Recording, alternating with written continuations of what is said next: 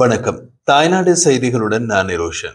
இலங்கையில் வடக்கு மாகாணத்தை பொறுத்தவரை இதுவரை அரசியல் என்றாலே மக்கள் எட்டி நின்ற காலமே இருந்தது. காரணம், அப்போதைய பழமைவாத அரசியல்வாதிகளால் மக்கள் அந்த இடத்திலே வைக்கப்பட்டிருந்தார்கள். எனவே மக்கள் அரசியல் என்பது ஏதோ ஒரு மாயை அல்லது பெரிய விடயம் என்பது போல ஒரு தோற்றம் மக்கள் மத்தியில் ஏற்படுத்தப்பட்டிருந்தது. இந்த அரசியல் என்பது மக்களுக்கு புரிந்து கொள்ள பிரதான காரணகர்த்தாவை வைத்தியர் ராமநாதன் அர்ஜுனா தான். சாவகச்சேரி ஆதார வைத்தியசாலையில் இடம்பெற்ற பிரச்சனைகளை வெளிக்கொண்டு வந்த போது அதற்கு எதிராக வைத்தியர் ராமநாதன் அர்ஜுனா மீது எடுக்கப்பட்ட நடவடிக்கைகள் அல்லது நடவடிக்கை எடுக்க தூண்டப்பட்ட விடயங்கள், இதில் ஆதாயம் தேட முற்பட்ட அரசியல்வாதிகளின் நடவடிக்கை எல்லாமே அரசியல். ஒரு வைத்தியசாலையில் இடம்பெற்ற பிரச்சனைக்கு தமிழர் ஒருவர் குரல் கொடுத்த போது முதுகுக்கு பின்னால் குத்துவதற்கு எத்தனை வெள்ளைவேட்டி அரசியல்வாதிகள் மற்றும் ஊழல் வைத்தியர்களின் வரிசையில் நின்றார்கள் என்பதை மக்கள் திகைப்புடன் பார்த்தார்கள். வைத்தியர் அர்ஜுனா இப்போதும் வாய் திறந்திருக்காவிட்டால் அந்த ஊழல்வாதிகள் இப்போதும் மக்களை சுரண்டி கொண்டே ஒட்டுண்ணி மாதிரி வாழ்ந்து கொண்டிருப்பார்கள். மக்கள் இந்த அரசியல் மற்றும் சமூக விரோதிகளை புரிந்து கொண்ட போதுதான் வைத்தியர் ராமநாதன் அர்ஜுனாவிற்காக போராடினார்கள். அப்போதைய அரசியல்வாதிகளால் மக்களின் அன்றாட பிரச்சனைகளை போய் பார்த்து கதைப்பதற்கு அல்லது அதற்குரிய தீர்வுகளை வழங்குவதற்கு யாரும் தயாராக இல்லை. தமிழ் அரசியல் தலைவர்கள் அப்போது தள்ளாத வயதில் இருந்தார்கள். ஆனால் காசு கொடுத்தால் அதை தள்ள மாட்டார்கள். காசு கொடுத்தால் கரணம் போடவும் தயங்காத தலைவர்கள் இருந்தார்கள். அதனாலேயே நாம் ஏற்கனவே குறிப்பிட்டது போல் மக்கள் அரசியல் என்றாலே எட்டி நின்ற காலம் இருந்தது. ஆனால் இன்று வைத்தியர் ராமநாதன் அர்ஜுனா அரசியலுக்குள் உள்ளிருக்கப்பட்ட நிலையில் அந்த போக்கு மாறிவிட்டது. இந்த நிலையில் இதுவரை காலமும் இருந்து அல்லது தங்களை உயர்மட்ட அரசியல்வாதிகள் என்று காட்டிக் கொண்டவர்களால் மக்களுடைய அன்றாட பிரச்சனைகளுக்கு குரல் கொடுக்க முடியாது என்று அர்ஜுனா எம்பி குறிப்பிடுகிறார். அதாவது சுமந்திரன் மக்களுடன் தொலைபேசியில் பேசி அவர் பிரச்சனைகளை கேட்டறிந்து அதை நாடாளுமன்றத்தில் கதைக்க முடியுமா என்று கேள்வி எழுப்பும் அர்ஜுனா எம்பி, கஜேந்திரகுமார் பொன்னம்பலம் மற்றும் கஜேந்திரன் ஆகியோரும் தையட்டி பிரச்சனை, செம்மணி புதைகுழி மற்றும் ஏக்கிய ஆட்சி பிரச்சனை ஆகிய 3 பிரச்சனைகளையும் தவிர்த்து மக்களுடைய அன்றாட பிரச்சனைகளை கதைப்பார்களா அல்லது அவர்களால் இறங்கி கதைக்கத்தான் முடியுமா என்பது அவருடைய வாதம். அதே போல் தேசிய மக்கள் சக்தியின் இளங்குமரன், ரஜீவன் ஆகியோர் மக்களுடைய பிரச்சனைகளை புகைப்படம் எடுத்து போட மட்டுமே முடியும். வாய் பேசும் வல்லமை கிடையாது. தொடர்ந்து பேசிய அர்ஜுனா எம்பி, தனக்கு அலுவலகம் இல்லை என்று இளங்குமரன் விமர்சித்ததற்கு எனக்கு தற்போது அலுவலகம் இருக்கிறது. எனவே உங்களுடைய தனிப்பட்ட பிரச்சனையோ அல்லது அரசியல் கட்சிக்குள் பிரச்சனையாக இருந்தாலும் டிசிசி தலைவராக வர விருப்பம் இருந்தாலோ எனது அலுவலகத்தில் வந்து என்னிடம் முறைப்பாடு செய்யலாம். நான் அதை நாடாளுமன்றத்தில் கதைத்து நடைமுறைப்படுத்தி தருகிறேன் என்றார் அவருக்கு உரிய பாணியில். இந்த உயர்மட்ட அரசியல்வாதிகள் குறிப்பாக மக்களுக்கு சாதாரணமாக புரியாத விடயங்களை புரியாமல் பேசுவதில் கைதேர்ந்தவர்கள். அப்படி பேசி மக்களை முட்டாளாக்கி வைத்திருந்தார்கள் என்றும் கூறலாம். இது தொடர்பாக அர்ஜுனா எம்பி கூறுகையில், கடந்த 2015 தொடக்கம் 2018 வரை ரணிலின் நல்லாட்சி காலத்தில் ஒரே நாடு ஒரே இலங்கை, அதாவது ஏக்கிய ஆட்சி என்ற வார்த்தையினை வைத்து சுமந்திரன் செய்த அரசியலை உதாரணமாக குறிப்பிடுகிறார். அதை மறுத்து கஜேந்திரகுமார் பொன்னம்பலம் தெரிவித்த கருத்துக்களையும் காணொலியாக வெளியிட்டு, ஏன் இப்படியெல்லாம் சொல்கிறார்கள் என்றால் இவர்களின் உயிர் கடைசி நிலைமைக்கு சென்று விட்டது. அதாவது இப்படியான அரசியல் செய்பவர்களின் அரசியல் கடைசி காலங்கள் தீர்மானிக்கப்பட்டிருக்கிறது. இதனாலேயே இதை தெரிந்து கொண்ட அவர்கள் தான் இவர்களை பற்றி விமர்சித்த போதிலும் தன்னுடன் முரண்பட்டுக் கொள்வதில்லை என்று கூறும் அர்ஜுனா எம்பி, தன்னை விமர்சனம் செய்ய முற்பட்டு கடந்த உள்ளூராட்சி சபை தேர்தலில் தேசிய மக்கள் சக்தி தமிழர் பகுதியில் அடி வாங்கியதை சுட்டிக்காட்டினார். இது ஒரு புறம் இருக்க, நாட்டில் நாங்கள் சமாதான ஒரு இனமாக வாழ வேண்டும். அதாவது தமிழர், முஸ்லிம், சிங்களவர், பரங்கியர் ஆகிய எல்லோரும் தங்கள் இனம் பிரிந்து எங்கள் நாடு உன்னாடு என்று சொல்லி வாழ்வதில் விருப்பமில்லை. இலங்கை என்பது இனமத ஒற்றுமையுடன் வாழ வேண்டிய ஒரு நாடு என்பதே தன்னுடைய அரசியல் நிலைப்பாடு என்பதை அர்ஜுனா எம்பி சுட்டிக்காட்டினார். இவ்வாறே பலதரப்பட்ட விடயங்களில் அரசியல்வாதிகளை மக்களை முட்டாளாக்கி வைத்திருந்த காலம் மாறி அர்ஜுனா எம்பியின் வருகையுடன் மக்களுக்கு அரசியலும் புரிந்திருக்கிறது, அரசியல்வாதிகளை பற்றியும் புரிந்திருக்கிறது.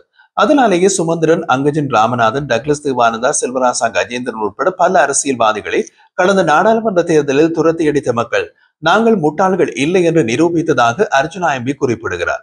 இலங்கையின் போர் நடந்த காலத்திற்கு பின்னரும் தொடர்ந்து வரும் காணாமல் போனோர் தொடர்பான பிரச்சனைகளை அண்மையில் மேலும் ஒரு பரபரப்பை ஏற்படுத்தியுள்ளது. குறிப்பாக திருகோணமலை கடற்படை தளத்தில் நிலத்தடி சிறைகளில் அவர்கள் சட்டவிரோதமாக தடுத்து வைக்கப்பட்டிருந்த சம்பவம் தொடர்பில் குற்றப்புலனாய்வுத்துறை விசேட விசாரணைகளை ஆரம்பித்துள்ளது என்பது நாட்டின் பாதுகாப்பு அமைப்புகளுக்குள்ள சூழ்நிலை குறித்து கேள்விகளை எழுப்பியுள்ளது. விசாரணை தூண்ட சம்பவமாக கருதப்படுவது கேகாலை மாவட்டத்தை சேர்ந்த சாந்த பண்டார் என்ற நபரின் காணாமல் போன விவகாரம். இந்த சம்பவத்தில் முன்னாள் கடற்படை தளபதி நிஷாந்த உலுகேத் என தொடர்புடையவராக கருதப்பட்டு கைது செய்யப்பட்டு தற்போது விளக்கமறியலில் வைக்கப்பட்டுள்ளார். இந்த விசாரணை புதிய பாதையில் இட்டுச் சென்றுள்ளது. விசாரணைகள் மூலம் வெளியாகிய முக்கியமான தகவல்களில் ஒன்று திருகோணமலை கடற்படை தளத்தில் அமைந்துள்ள தஞ்சன் மற்றும் ஹன்சைட் எனப்படும் 2 நிலத்தடி சிறைகளின் செயற்பாடுகள். இந்த சட்டவிரோத சிறைகள் பன்னாட்டு பொது மனித உரிமை விதிமுறைகளுக்கு புறம்பாக செயல்பட்டதாக கூறப்படுகிறது. நிஷாந்த் உலகிதன்னு கடற்படை புலனாய்வு இயக்குநராக இருந்த காலத்தில் இருந்த நிலத்தடி சிறைகளில் நபர்கள் சட்டவிரோதமாக தடுத்து வைக்கப்பட்டிருக்க கூடும் என்று தெரிவிக்கப்பட்டுள்ளது. மேலும் அப்போதைய கடற்படை தளபதிகள் இது குறித்து அறிந்திருந்ததாகவும் அவர் வாக்குமூலத்தில் தெரிவித்துள்ளார். விசாரணைகளில் வெளிச்சம் வீசப்பட்ட மற்றும் முக்கியமான பெயர்களில் அட்மிரல் சோமதிலக திசாநாயக்க, அட்மிரல் திசர சமரசிங்க மற்றும் ரியர் அட்மிரல் ஜெயநாத் கொலம்பிகே ஆகியோர் அடங்குகின்றனர். இவர்கள் அனைவரும் சம்பவத்திற்கான காலப்பகுதியில் முக்கியமான பதவிகளை வகித்திருந்தவர்கள். குறிப்பாக சோமதிலக திசாநாயக்க திருகோணமலை கடற்படை மற்றும் கடல்சார் கல்வி நிலைய வளாகத்தில் உள்ள நிலத்தடி சிறைகளில் ஆய்வு மேற்கொள்ள அனுமதி வழங்கியதாக கூறப்படுகிறது.